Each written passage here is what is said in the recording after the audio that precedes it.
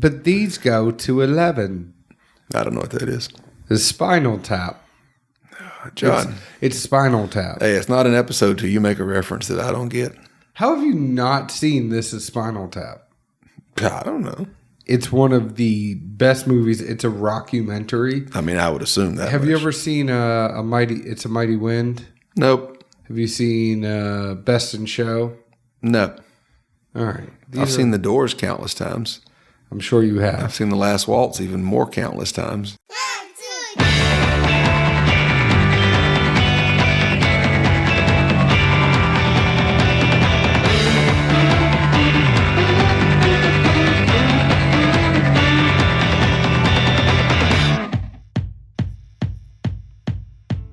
Hello, everyone. My name is John Edwards, and with me is Zeke Baker, and together we make the Dad's Drinking Bourbon. Wherever you are, whatever time it is, thank you for making us a part of your day. Say hello to the folks, Zeke, and how are you? I know I have to say both, or else you just say hi. You want me to say hello? Say hello and tell everybody how you're doing. I'm doing okay. Hello. How are you? I'm good. How are you? So I know a lot of people are going to be interested in the Weller Foolproof because there have only been a couple that have been released. They're private picks. I haven't seen any come out that... Yeah, I think it's going to be all private picks, right? I do not know, honestly. I mean, I've seen, I think, at least 3 come out now. Hey, I mean, are they even going to put CYPB out this year? Lots of mysteries in the Weller line these days. I mean, including the obvious one of never seeing it on a shelf. What, you've never seen the Weller line on a shelf this year? I don't think so. I have. I mean, maybe on pictures on the internet. Barrels and Brews has put out WSR. Maybe I wasn't in there that day. I don't know. I've seen it.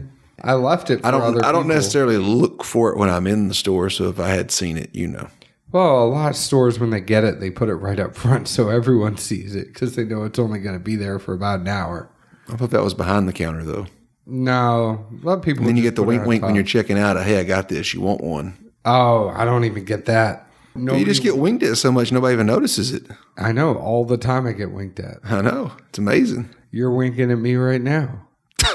All right. So let's talk about this Weller Foolproof. It is $50 is the MSRP. It's 114 proof, 57 ABV. It's non-chill filtered. As far as the number of barrels that come out or anything about this, I mean, I really think it's more limited to picks.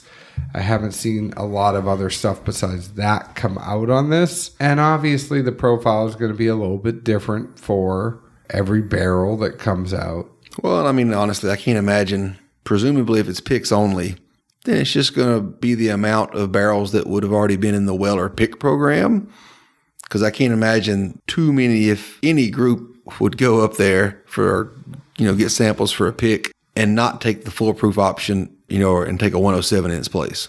Well, here's the thing I would say is if you had the choice between foolproof and 107, that's fine. That's one thing. But, a lot of times people are going to have to decide between Blanton's, Eagle Rare, and Weller. Maybe you're going to see some stores go for Blanton and Eagle Rare because they know other stores are going to go for Weller and 107, the Weller Foolproof, and the Antique, the 107. Maybe stores you'll see take a Blanton's or an Eagle Rare because they know they can sell it out and nobody else is taking it. Regardless, any of the 3 are going to sell out. But to that note, I would take the Blanton's pick. I would too. It's going to be the highest priced out of all of them. It's most window for opportunity and nobody else has them. I mean, literally. I think it's almost catching up now from where Weller was already hid for a while. Eagle Rare picks were done. Blanton's, you couldn't really find too often, much less a pick. But you get a pick of that in there and then maybe even put a sticker on it. Woo-hoo. Is any? Oh, no. There's a few out there. That's where you have to get really creative. Well, that's where you need to wrap it around the Always whole wrap it up. Remember that. Absolutely. We're talking about safe bourbon practices here. So, Zeke, you've been sipping on it while I've been talking. You tell me, what did you get so far? And then I'm going to sip mine and we'll talk about it. It did take a little bit to get too much of a nose out of this, honestly. I had to... kind of warm up the contents of the glass a little bit to get the aroma to pop out of there a little bit more than the Glen. Once I did do that, It took me to a place, soda fountain, vanilla, and cherry Coke, like one you mix, that kind of feeling. I also got a cream soda note out of it. And then maybe just with both of those going on, I even caught a flash of what reminded me of being a little kid and having like a root beer float, at my grandma's when I was a little kid. It was all in that same space, or a made vanilla cherry Coke, cream soda, root beer float. And enough people are going to have had something in that area to figure out what I'm going with on that one. I do love some cherry Coke. Palate-wise, it seemed warm on the front, also seemed to be thin, didn't ever really work up into too much of a viscosity. After visiting it a couple of times with some, light sipping here, managed to pick up a few flashes of cherry somewhere around the mid palate, but then it just really went to, what I would just equate to malted barley and then some bits of char from the oak. It definitely wasn't aged in that kind of oak feel. It was definitely more of a dry bitter that I would equate to just the char element coming off that barrel. Yeah, there was a lot of char on there, and I think there was a lot of leather overall on the taste profile for me. I agree with you. The nose, it was hard to get past the grains. After it finally opened up, I got some dark fruit. That was probably the most predominant thing that I got on the nose. The taste, I said, a slight burn, lots of leather, slight tingle in the front, almost in the gums of my mouth, like it was a high rye spice or just a high proofer, but it's almost a little fruity when I'm having the finish of it. That fruit really, really comes through, but it's dry, it lingers medium. It's good. I don't really get a whole heck of a lot on the nose. I think that's where it gets a little tough because your taste is going to be so dependent on what you smell. I don't think it's bad. No. I think it's a bar for me right now. It's funny, especially if you look at the adage of what's the purpose of using the wheat grain instead of the rye? To be more smooth, less heat, etc. Well, guess what? On the front end of this thing, it's warm. And it comes off warm that tingle, as soon as it hits the tongue. Once it hits your lips, the tongue definitely gets it. I just laughed like, well, it's definitely full of proof, but I'm not sure if they included anything else in this one. So are you buy, bar, or pass on this where it is right now? I would definitely be a bar. I think had I not had it, and obviously all the hoopla associated around this release for the past several months, if you see one or are offered one at MSRP, you're not going to say no, I don't think. But if that opportunity doesn't present itself, I think I would definitely have it at a bar. Granted, these are single barrel offerings that are only on the market currently, so a small batch, if it did come out, could obviously be very different. Oh, I think it's 100% buy if you get it MSRP. If you have to go secondary, just get it at the bar. I'd make sure it was something I'd had before by whatever means. Obviously, it's not too easy to get picks from a bar, but maybe have some other picks or at least try more than one offering to see if it is, your cup of tea, so to speak. The thing that's tough for me is that just not getting anything on the nose. I think from a tasting perspective and knowing that you're going to get the majority of your taste from your sense of smell, not getting a lot on the nose just kind of set it up to, it's a good pour. You could tell there are good notes in there. It's almost like you want it to be amplified, and it's not amplified right now. If we could turn these up to 11, the items that are in my palate could really shine through. As of right now, I don't really see it shining through. Maybe it's going to be one of those things that if it sits in the barrel longer, or I don't know. We both got a fair amount of char. Yeah, char's barrel time. So you think less? You think it's more of a 5 to 6 year product? Wheat takes longer. Everyone more or less agrees on that, which you don't see too often in the world, or especially the bourbon world. But to me, especially with the proof amped up, you're talking about turning it up to 11. Other than going cask strength, which I can't imagine was too many points higher, I don't know how you're going to turn it up to 11. I don't think 11 is an attainable number, theoretically speaking. So you said you wanted to take this to the next level. I don't know if I call it the next level, but, we do enjoy side-by-sides and or blind tastings. And there's got to be at least some kind of a litmus test we put these new offerings through. The good folks out at Plump Jack were kind enough to hook us up with their most recent OWA pick. Thank you very much. Yes, thank you so much, Josh. This one is titled The Story of the Ghost. For any of you that have seen it or heard about it on the boards. It's a great Fish song. The story goes, it just showed up at the store one day, and they were kind enough to think of us and send one our way, and we certainly appreciate that. And now we'll take a brief pause and set up a quick little blind here and, at least give this foolproof some head-to-head action. So, Zeke, I have one on the left and one on the right. Do you know which one is which for me? Maybe. I maybe know which one is which for you. Hey, back to our foundations. I should mention that all the glassware that we are using on Dad's Drinking Bourbon is brought to you by distilleryproducts.com. So thank you so much, distilleryproducts.com. It's really what the industry insiders use. Most of the distilleries that you'll go visit use distilleryproducts.com. You could get wholesale good price glasses. They have Glencairns, they have the Tua glass, they have the Neat glass, they have flasks, they have decanters. Go ahead and check them out, distilleryproducts.com. But thank you so much for our glassware that we use all the time here on Dad's Drinking Bourbon. I gave you a little bit of time to nose and sniff. What are you thinking? Nose-wise, I think if I switched hands, I'm not sure I would know it. Yeah, the nose is kind of mute on both of them, but when I do the taste, the one on the left has a little more bolder fruit than the one on my right. Interesting. Maybe one of mine has a smidge more, but it'd be pulling hairs to really say this one has the better nose or more noticeable. I really think depending on how the air's blowing. Oh, no, I'm not talking about nose. I threw out the nose. Oh. I can't really get a whole bunch on either one of the noses. So I had to move to taste, and it's the one on the left for me just had so much bolder fruit, and it really jumped out at me on the right. Having just tasted Foolproof, I would think Foolproof would be the one that's on my right, and OWA would be the one that's on my left. The OWA drinks thicker, and it drinks a little more mature, like it's an older kid on the block. I think the Foolproof kind of... Facial hair? Yeah. Back hair. Oh, that's old man, not old kid. I had back hair when I was in high school. Random segment. Friends from high school. They're at a pool party once.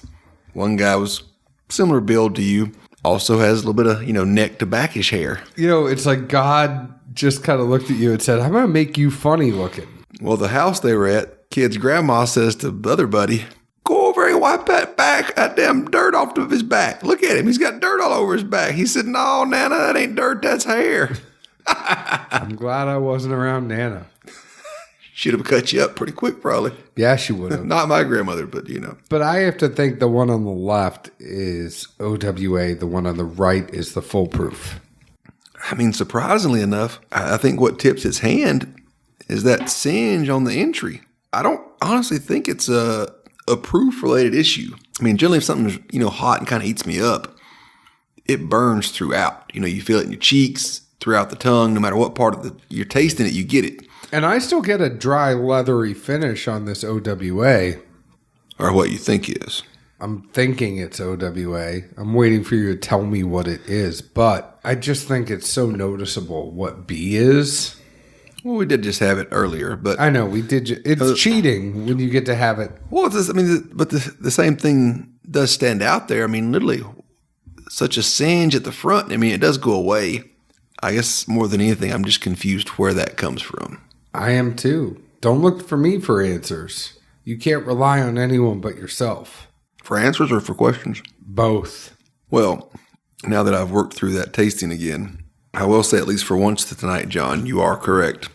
The one on the left is the Weller, as we would think of Weller prior to Foolproof, and that's the OWA pick from Plump Jack.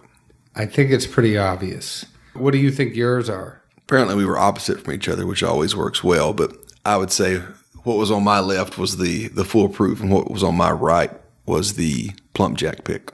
Interesting.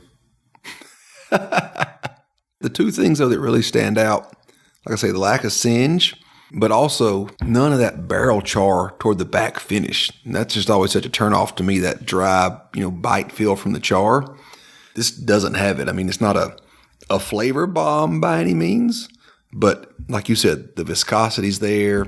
Most of the things you're going to attribute with a good OWA pick are certainly all on the mix for that one. Agreed. What's your final verdict? By bar or pass, well or foolproof? Currently, I got to stick with bar. I mean, I'm sure more picks are going to come out over the course of the year, hopefully, or, into next year, depending on the bottling schedule down there or up there. But for as much hype's been leading up to it, and for what I've seen these few picks that have come out go for on secondary boards. Yeah, I understand you. I feel you. I'm a bar. Moving on, want to let you know today's show is sponsored by CaskCartel.com, the largest online premium spirits marketplace. They are the Amazon of the spirits world because they're connecting consumers to numerous locally licensed retailers that operate within their third-party shipping platform. So, Zeke, their whole goal is to get you to get products that are shipped right to your door. It's a convenience play. They're not going to get you the hardest stuff to find ever. They're not. We know some people that do that. These are going to be people that can get you some good drinkers shipped right to your door. Remember, they're changing the industry standard. Go ahead and follow them on Instagram. Figure out why. They might send you a sample. If you follow them on Instagram, CaskCartel.com on Instagram. What'd you mix up here? Well, I was going to say, I love the word convenience. Whatever this is, I love it. It's just convenience is so much softer sounding, and I don't know, I'd just soon be blunt. I mean, you and I aren't going to lie to people. It's not convenience. We're just damn lazy. Oh, I don't like that finish. I like everything but the finish. It's roughly 50-50 of the foolproof and the OWA pick. But yeah, the nose screams out of this thing. Well, the reason I brought up CaskCartel.com is that they sent us some Blood Oath Pact 5. 1, 2, 3, 4, 5th. Oh, I was trying to decide if you got Blood Pact Oath backwards. I was like, is it Blood Pact Oath? No, Blood Oath Pact. Well, you said that, I was like, huh? I said Blood Oath Pact 5. CaskCartel.com sent it to us. # Blood Oath Bourbon is on the side of their bottle. Zeke, I did share it with you. It isn't the first time I've shared something with you. I see what you're doing over there. I honestly don't remember having hardly any Blood Oath releases. Do you? I mean, have you had any of them? I think I might have had one of the early ones, but I've had the first one, and that's it. Interesting nose. This is Pact 5. Like Johnny 5, I am alive. Yeah. I wish John was alive. I wish I was too. One day I'll be a real boy. You got to put thumbtacks in your seat or something. I mean, it smells okay. It smells sweet to me. Are these finished? Yes. Okay. It's a whole hodgepodge. Yeah, because it's like sweet but musty and something else going on in there. Maybe some presentation of the wood, but I can't pinpoint what exactly is going on. And I got a lot of fruit and wine on the taste. Just fruit and sweet. So is blood supposed to be involved in these? Yeah. Were we supposed to cut our hands before we tasted them? Well, we're already blood brothers, so that's not a problem. When did that happen? Kickball years. They're a blur. I know. Yeah, man. So, Zeke, what do you think about this Blood Oath? I mean, It's intriguing.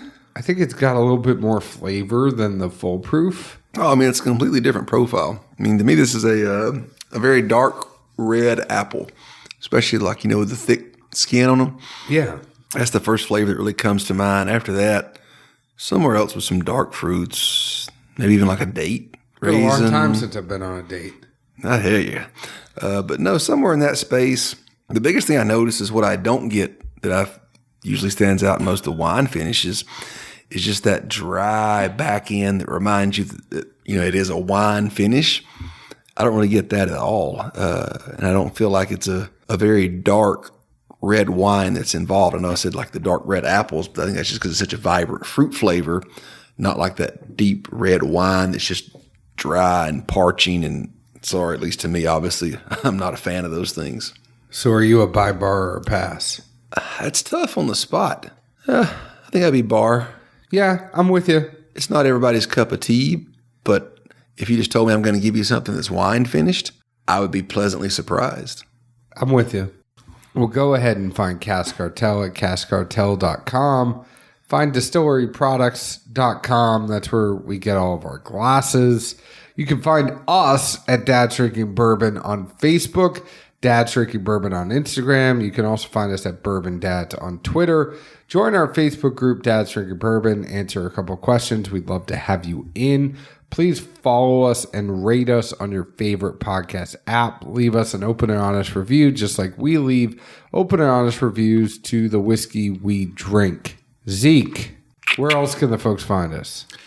Good old Nashville, Tennessee, or in about a month from now, at least my, producer and PR people tell me that we're going to be at a wonderful little event called Bacon and Barrel. And somebody even asked me earlier today, so what else does that entail?